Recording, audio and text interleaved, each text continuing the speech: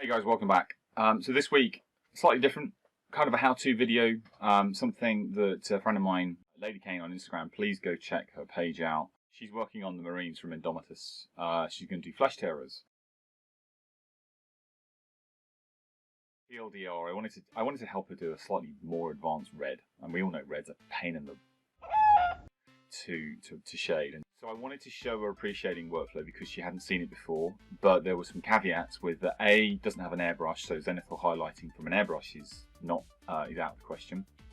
And also, I wanted to show her something that was quick and easy and enjoyable to do, not the painstakingly obsessive compulsive sort of layering and shading that a lot of people have to do when you're doing sort of an NMM type workflow. I didn't want to go anywhere near that kind of thing, because, you know, unless you're a sadist like me, you don't want to go near that. So I thought to myself, the obvious way I can think of doing this is with a dry brush.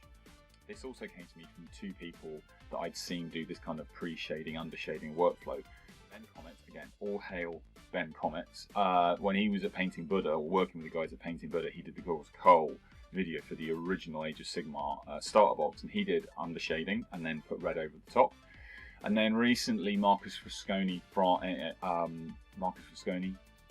apologies if I said that wrong, he was doing in one of his videos on sketching and, you know, doing very loose kind of undershading, and then he went over the top with his colours and blended it all back in, and it gave really intense kind of contrast on the paint. And I thought that's a really good way to go. Anyway, spread the video up, and it's not as much a how-to as this is how I did it, and if you'd like to basically copy and follow along, then fantastic. But all I'm fundamentally doing is I grabbed a mini, and this is one of the Deathwatch minis. I apologise to Black Templar players, I just happened to randomly pick this, but you can see I'm dry brushing, but I'm trying to think zenithally.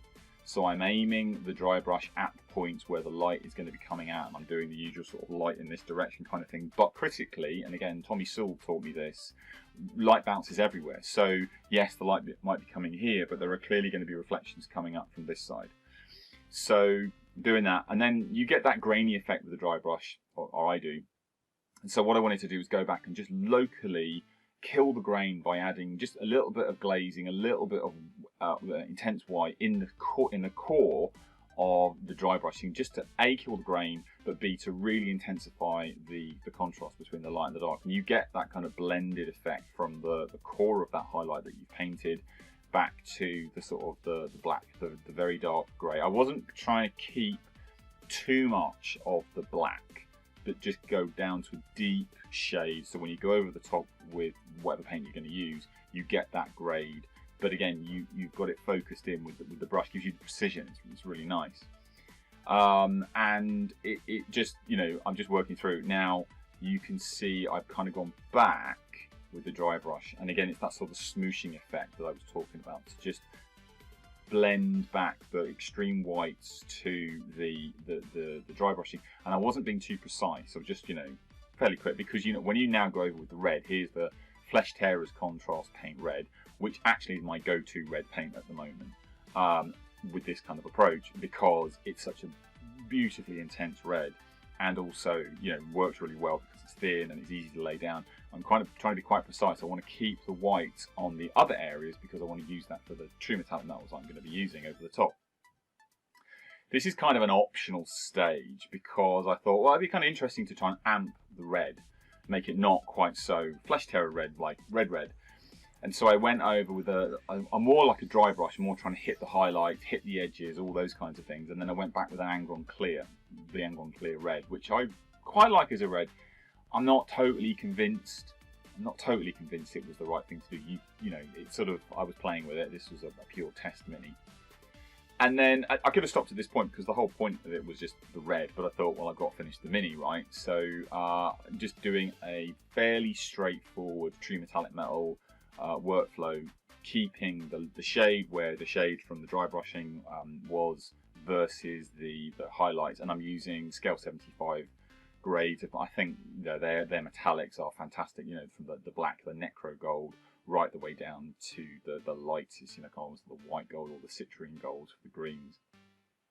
And then the power sword, I just felt like it needed a Darren Latham-esque power sword. So again, I typically do it with this blocking workflow. I'm not a fan of glazing, so I just blocked out colours where I wanted it. I probably went a little bit over the top in terms of the blues and all that kind of stuff, but you know, it's a style thing, it's a taste thing. And all I'm doing is just then blending the colours together. I'm using a scale 75 and a Vallejo paint, and then just blending them together to get that effect, and then bringing it up to a white and edge highlighting it. I mean, there's no rocket science in that particular workflow. You know, pretty quick to do, fairly straightforward. It gives a nice effect, and then I will go a little bit mad. I decided to do the knife as like a power knife as well, because reasons.